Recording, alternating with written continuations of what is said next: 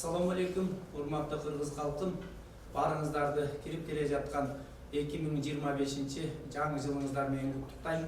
Ар бир үйдө тынчтык болсун, ден соолук болсун. Барыңыздардын ишиңиздерге ийгилик каалайбыз.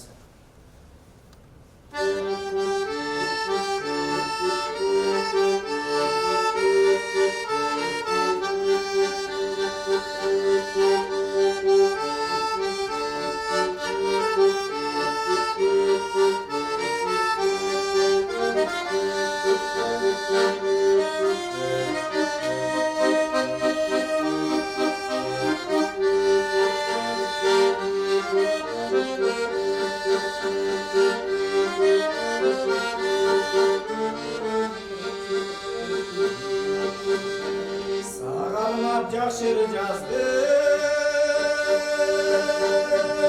gelip yürü, samağa sarılmışka gey batıp yürü, öldürgün jarı keri, yüzümü kaşar bekin aruti,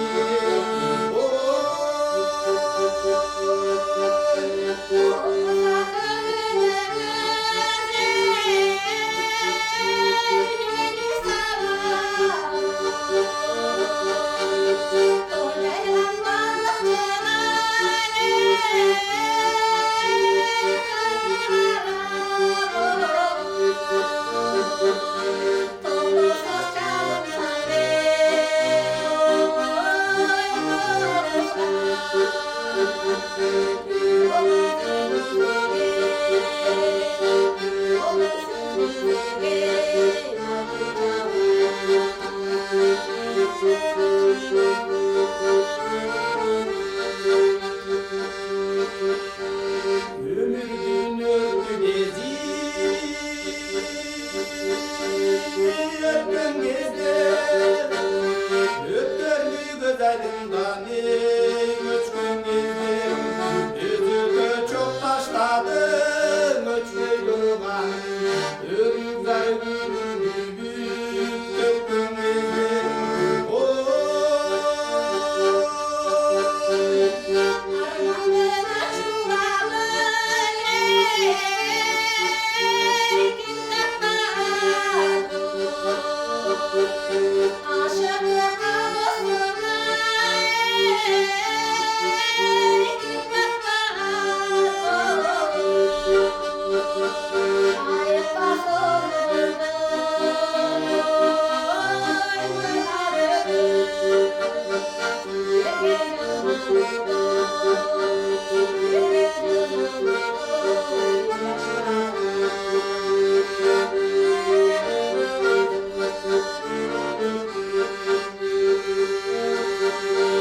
Arbalı bay yüzünde